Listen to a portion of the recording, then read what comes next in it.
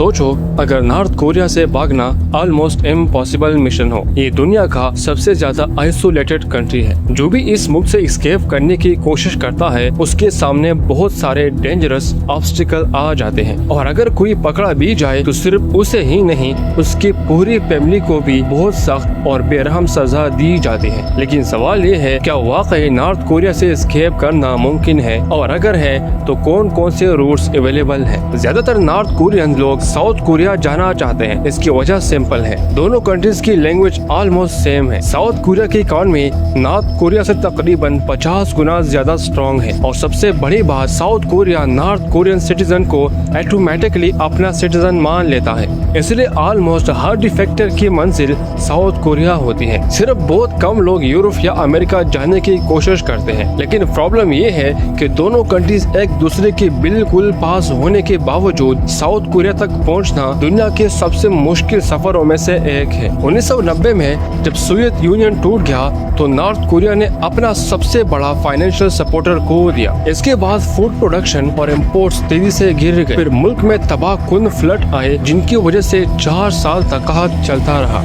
इस कहत में तकरीबन 10 लाख लोगों की जान चली गई। इस डेस्परेट सिचुएशन की वजह से बहुत से लोग मुल्क से भागने की कोशिश करने लगे। 1998 से 2011 के दरमियान डिफेक्टर की तादाद लगातार बढ़ती रही और सिर्फ 10 सालों में लगभग 3 गुना हो गई। लेकिन फिर सब कुछ बदल गया। दिसंबर 2011 में किम जोंग इल की डेथ के बाद उसका बेटा किम जोंग उन पावर में आया, और उसने एस्केप रोकने के लिए सिक्योरिटी को पहले से कहीं ज्यादा सख्त बना दिया। बॉर्डर्स पर ज्यादा सोल्जर तैनात किए गए, सर्वाइलेंस कैमरास, मोशन सेंसर और सिग्नल जैमर्स लगाए गए। फोन कॉल तक मॉनिटर होने लगे। बॉर्डर पर ऊंचे फेंस बनाए गए और उससे भी ज्यादा लैंड माइन लगा दिए गए। जो लोग एस्केप करने की कोशिश करते या उनकी मदद करते, हत्ता कि बॉर्डर गार्ड भी अगर मदद करते तो उनके लिए सजाएं और भी सख्त कर दी गई। चाइना और रशिया पर भी प्रेशर डाला गया कि अगर कोई नॉर्थ कोरियन उनके मुल्क में पकड़ा जाए तो उसे फौरन वापस नॉर्थ कोरिया भेज दिया जाए। फिर 2020 में पेंडेमिक के बहाने मोमेंट रिस्ट्रिक्शन और भी सख्त कर दी गई, और 2023 में नॉर्थ कोरिया ने चाइना और रशिया के बॉर्डर के साथ साथ डबल वॉल्स बनाना शुरू कर दी, जो 100 किलोमीटर तक फैली हुई है और जिन पर हजारों गार्ड पोस्ट मौजूद है। मतलब नॉर्थ कोरिया ने एस्केप को ऑलमोस्ट इम्पॉसिबल बना दिया। अब देखते हैं कि एक नॉर्थ कोरियन के पास अपने मुल्क से भागने के कौन से पॉसिबल रूट्स है। पहला और सबसे ऑब्वियस रूट है सीधा साउथ कोरिया जाना। लेकिन जो लोग इस रूट को चूज करते हैं वो अपने जान को बहुत बड़े रिस्क में डाल देते हैं। नॉर्थ और साउथ कोरिया के दरमियान जो बॉर्डर है उसे कोरिया डीमिलिटराइज्ड जोन DMZ कहा जाता है। ये बॉर्डर तकरीबन 238 किलोमीटर लंबी और 4 किलोमीटर चौड़ी है। नाम से लगता है कि यहाँ मिलिट्री नहीं होगी, लेकिन असल में सिर्फ बीच का हिस्सा डीमिलिटराइज है। इस जोन के दोनों तरफ मिलकर 10 लाख से ज्यादा सोल्जर हर वक्त तैनात रहते हैं। दुनिया में इस जैसा हेवली गार्डेड बॉर्डर और कोई नहीं। इसके अलावा यहाँ ऊंची concrete wall, electric barbed wire और लाखों एंटी पर्सनल लैंड माइन भी लगाई हुई है। इस बॉर्डर को क्रॉस करना सिर्फ वही इंसान सोच सकता है जो एक्सट्रीम डिस्परेशन में हो। ऐसे ही एक कहानी है ओ चोंग सोंग की। वो तकरीबन 25 साल का नॉर्थ कोरियन सोल्जर था जो पैनमुनजुन बॉर्डर विलेज में ड्यूटी कर रहा था। एक दिन उसने अचानक साउथ कोरिया भागने का फैसला कर लिया। जैसे उसके नॉर्थ कोरियन साथियों को पता चला, उन्होंने उस पर फायरिंग शुरू कर दी। गोली लगने के बावजूद ओ चोंग सोंग बॉर्डर क्रॉस करने में कामयाब हो गया। साउथ कोरियन सोल्जर ने उसे बॉर्डर से सिर्फ 55 मीटर दूर जख्मी हालत में ढूंढ लिया। उसके एल्बो और शोल्डर में गोलियां लगी थी, लेकिन डॉक्टर ने उसकी जान बचा ली।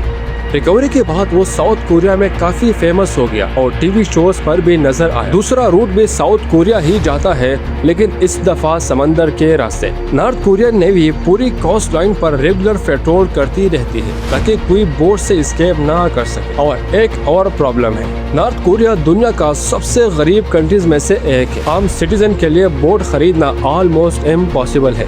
तो फिर सिर्फ एक ऑप्शन बचता है, स्विमिंग।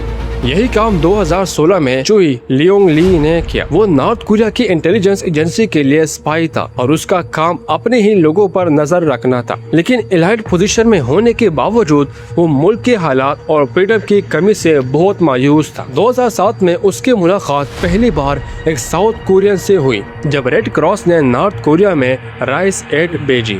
तब उसे एहसास हुआ कि साउथ कोरिया वो जहन्नुम नहीं जिस तरह उसे बचपन से बताया गया था। उसने अगले 9 साल तक इंतजार किया और फिर एक रात अपने दोस्त के साथ येलो सी में छलांग लगा दी। उसके पास सिर्फ एक इनर ट्यूब, एयर पंप और थोड़ा सा फूड और पानी था, लेकिन पानी में जाकर पता चला कि एयर पंप ही काम नहीं कर रहा। मजबूरन उन्होंने टायर फेंक दिया और अपने बैकपैक को ही फ्लोट की तरह यूज किया। 2 घंटे तक कपड़ों के साथ तैरने के बाद वो पूरी तरह थक चुके थे। अपना वेट कम करने के लिए उन्होंने फूड, शूज और पेंट्स तक समंदर में फेंक दिए। कुछ देर बाद उन्हें दूर से एक बोट नजर आई। उन्होंने समझा कि शायद ये नॉर्थ कोरियन पेट्रोल बोट है, इसलिए फौरन एक छोटी सी सुनसान आइलैंड के तरफ तैर गई। उन्हें नहीं पता था कि वो आइलैंड असल में साउथ कोरिया की टेरिटरी थी। सितंबर की ठंडी रात थी, कपड़े गीले थे और दोनों के जिस्म कांप रहा था। सर्दी से बचने के लिए उन्होंने आइलैंड पर पड़ी हुई कचरे की बोरियां और प्लास्टिक के नीचे रात गुजारी। अगली सुबह उन्होंने दोबारा तैरने की कोशिश की, लेकिन हिम्मत जवाब दे रही थी। इसलिए उन्होंने वहाँ पड़े वुडन फ्लेट्स और फोम से एक छोटी सी टेम्परेरी बोट बना ली। कुछ देर बाद एक साउथ कोरियन शिप ने थर्मल कैमरा की मदद से उन्हें देख लिया। रेस्क्यू टीम ने दोनों को बचा लिया। दोनों ने मिलकर तकरीबन 8 घंटे समंदर में तैरकर अपनी आजादी हासिल की। तीसरा रूट है जापान के जरिए साउथ कोरिया पहुंचना। पॉलिटिकली पॉइंट ऑफ व्यू से ये एक अच्छा ऑप्शन है, क्योंकि अगर कोई नॉर्थ कोरियन जापान पहुंच जाए तो उसे आमतौर पर साउथ कोरिया भेज दिया जाता है। लेकिन प्रॉब्लम वही है, जापान तक पहुंचने के लिए सी ऑफ जापान क्रॉस करना पड़ता है और उसके लिए बोट जरूरी है। नॉर्थ कोरिया में बोट हासिल करना ही ऑलमोस्ट इम्पॉसिबल है, इसलिए हिस्ट्री में सिर्फ चंद ही लोग इस रूट से कामयाब हो सके। 1987 में 13 लोग चोरी की हुई बोट पर जापान पहुंच गए। 2007 में एक फैमिली ऑफ 4 ने ये कर दिखाया और 2011 में 9 और लोग इस रूट से जापान पहुंचने में कामयाब हुए। बस ये 3 सक्सेसफुल केसेस रिकॉर्ड पर मौजूद है। इससे अंदाजा लगाया जा सकता है कि ये रूट कितना डेंजरस और कितना मुश्किल है। चौथा रूट है रशिया के जरिए एस्केप करना। नॉर्थ कोरिया और रशिया की बॉर्डर सिर्फ 17 किलोमीटर लंबी है। ये पूरी बॉर्डर ट्यूमन रिवर के साथ साथ है। इसका मतलब है कि ज्यादातर लोग सिर्फ उस टाइम क्रॉस करने की कोशिश करते हैं जब दरिया बर्फ से जम जाए, लेकिन सबसे पहले उन्हें बॉर्डर के डबल वॉल और सिक्योरिटी से बचकर गुजरना पड़ता है। अगर किसी तरह रशिया में दाखिल भी हो जाए तो असली चैलेंज उसके बाद शुरू होता है। उन्हें साइबेरिया की सख्त सर्दियों में लगभग 300 किलोमीटर का सफर तय करना पड़ता है। रात के टाइम टेम्परेचर -30 डिग्री सेल्सियस तक गिर सकता है और इस तमाम सफर के दौरान उन्हें रशियन अथॉरिटीज से भी बचना होता है। अगर पुलिस ने पकड़ लिया तो उन्हें फौरन नॉर्थ कोरिया डिपोर्ट कर दिया जाएगा। इसलिए रशिया वाला रूट भी ऑलमोस्ट इम्पॉसिबल माना जाता है। 5वां और सबसे ज्यादा इस्तेमाल होने वाला रूट है चाइना। इस बॉर्डर के कई हिस्सों पर भी डबल वॉल बनी हुई है, लेकिन पूरी बॉर्डर सिक्योर नहीं है। नॉर्थ कोरिया और चाइना के दरमियान ज्यादा हिस्सा येलो रिवर का है। जब ये दरिया सर्दियों में जम जाता है तो इसे क्रॉस करना कंपैरेटिवली आसान हो जाता है। चाइना की बॉर्डर तकरीबन 1350 किलोमीटर लंबी है, जो रशिया से बहुत ज्यादा है। इसी वजह से डिफेक्टर के पास क्रॉसिंग का ज्यादा चांसेस होते हैं और क्योंकि चाइनीज और कोरियन लोग देखने में कुछ हद तक मिलते जुलते हैं, इसलिए भीड़ में गोल मिल जाना भी कुछ आसान होता है। लेकिन सबसे बड़ा खतरा अभी भी वही है। अगर चाइनीज अथॉरिटीज को पता चल गया कि आप नॉर्थ कोरियन हो तो या तो जेल भेज दिया जाएगा या सीधा नॉर्थ कोरिया वापस डिफॉल्ट कर दिया जाएगा। इस रोड का एक एडवांटेज जरूर है, बॉर्डर की बिल्कुल पास यनबियान कोरियन ऑटोनोमस प्रीफेक्चर है। यहाँ बहुत से एथनिक कोरियन लोग रहते हैं जिनके एंसेस्टर 1 सदी पहले यहाँ आ बसे थे। कई डिफेक्टर को यहाँ टेम्परेरी शेल्टर, खाना और मदद मिल जाती है। इसके बाद अगला टारगेट होता है शिनयांग में साउथ कोरिया एम्बेसी। ये एम्बेसी बॉर्डर से तकरीबन 250 से 800 किलोमीटर दूर है। ये इस बात पर डिपेंड करता है कि क्रॉसिंग कहाँ से हुई, लेकिन चाइना को भी ये बात अच्छी तरह पता है। इसलिए एम्बेसी के आसपास पुलिस और सिक्योरिटी बहुत सख्त होती है। सिर्फ शिनयांग ही नहीं, चाइना में मौजूद लगभग तमाम south Korean embassies heavily surveillance के अंडर रहती है। इसी वजह से बहुत से डिफेक्टर एम्बेसी जाने के बजाय एक और लंबा लेकिन ज्यादा सक्सेसफुल रूट चूज करते हैं, और वो है चाइना क्रॉस करके मंगोलिया पहुंचना। छठा रूट है चाइना क्रॉस करके मंगोलिया पहुंचना। मंगोलिया उन चंद कंट्रीज में से एक है जो नॉर्थ कोरिया डिफेक्टर को साउथ कोरिया भेजने में मदद करता है, लेकिन वहां तक पहुंचना बिल्कुल आसान नहीं। डिफेक्टर को चाइना के अंदर 1000 किलोमीटर से भी ज्यादा का सफर तय करना पड़ता है। उसके बाद उनके पास 2 ऑप्शन होते हैं, या तो वो गोबी डेजर्ट क्रॉस करे या फिर उसके ऊपर से घूमकर बहुत ठंडे इलाकों से गुजरे जहाँ फ्रीजिंग टेम्परेचर इंसान की जान ले सकते हैं। इस रूट की सबसे मशहूर कहानी योनमी पार्क की है। 2007 में वो अपनी माँ के साथ नॉर्थ कोरिया से भागी। चाइना के अंदर उनका सफर बहुत खतरनाक था। एक टाइम ऐसा भी आया जब वो ह्यूमन ट्रैफिकिंग नेटवर्क का शिकार बन गए। बाद में ह्यूमैनिटेरियन एक्टिविस्ट की मदद से वो बच निकले। आखिरकार उन्होंने गोबी डेजर्ट क्रॉस किया और मंगोलिया पहुंच गए। आज योनमी पार्क एक ह्यूमन राइट एडवोकेट है। उसका यूट्यूब चैनल भी है और उसने अपनी जिंदगी पर बुक्स भी लिखे हैं। कुछ लोग उनकी कहानी पर तनकीद करते हैं और कहते हैं कि वो कुछ बातें एक्सेगरेट करते हैं, लेकिन एक बात कन्फर्म है कि उसने वाकई गोबी डेजर्ट क्रॉस करके नॉर्थ कोरिया से आजादी हासिल की। अब बात करते हैं 7वां और सबसे लंबे एस्केप रूट की। ये रूट चाइना क्रॉस करके साउथ ईस्ट एशिया तक जाता है। सवाल ये है कि वेस्ट चाइना की तरफ क्यों नहीं जाते, क्योंकि वहाँ रोड्स और रेलवे बहुत कम है। इसी जगह पर अजनबी लोग फौरन अथॉरिटीज की नजर में आ जाते हैं। इसी रूट में एक और खतरा भी है, ह्यूमन ट्रैफिकिंग गैंग्स। अगर आप गलत लोगों के हाथ लग गए तो आजादी के बजाय गुलामी का शिकार बन सकते हैं। कजाकिस्तान, किर्गिस्तान और ताजिकिस्तान जैसे मुल्क भी सेफ ऑप्शन नहीं, क्योंकि ये नॉर्थ कोरियन डिफेक्टर को वापस भेज सकते हैं। अफगानिस्तान तालिबान के कंट्रोल में है और चाइना से अफगानिस्तान का कोई डायरेक्ट रोड कनेक्शन भी नहीं। पाकिस्तान, इंडिया, नेपाल, बांग्लादेश या भूटान जाने का मतलब है हिमालय के खतरनाक पहाड़ों को क्रॉस करना, जो आम इंसान के लिए ऑलमोस्ट इम्पॉसिबल चैलेंज है। म्यांमार और लाओस भी जनरली नॉर्थ कोरियन रिफ्यूजीज के लिए फ्रेंडली नहीं है। ये कंट्रीज अक्सर डिफेक्टर को अरेस्ट करके डिफॉल्ट कर देते हैं। वियतनाम की पॉलिसी पहले भी कुछ ऐसे ही थी, लेकिन साउथ कोरिया की हेवी इन्वेस्टमेंट की वजह से आज का सिचुएशन कुछ बेहतर हुई है। फिर भी कोई गारंटी नहीं है कि आप सेफ रहेंगे, इसलिए साउथ ईस्ट एशिया में सबसे बेहतरीन ऑप्शन माना जाता है थाईलैंड। हर साल काफी नॉर्थ कोरियन डिफेक्टर इसी रूट के जरिए थाईलैंड पहुंचते हैं, लेकिन इतना लंबा सफर वो कैसे करते हैं? ज्यादातर लोग बस या ट्रेन से कॉनमिंग सिटी तक जाते हैं। कॉनमिंग की बस और रेलवे स्टेशन बहुत बिजी रहते हैं, इसलिए भीड़ का फायदा उठाकर डिफेक्टर आसानी से लोगों में घुल मिल सकते हैं। लेकिन असली चैलेंज अभी भी बाकी होता है, क्योंकि थाईलैंड जाने के लिए उन्हें म्यांमार या लाओस में से किसी एक डेंजरस रूट को क्रॉस करना पड़ता है। लेकिन म्यांमार और लाओस के बीच का ये जंगल एरिया सिर्फ अथॉरिटीज की वजह से डेंजरस नहीं है। यहाँ घने जंगल, जहरीले जानवर, खतरनाक इंसेक्ट्स और मुश्किल तरीन हर कदम पर मौत का रिस्क पैदा होता है। इतना डेंजरस सफर अकेले तय करना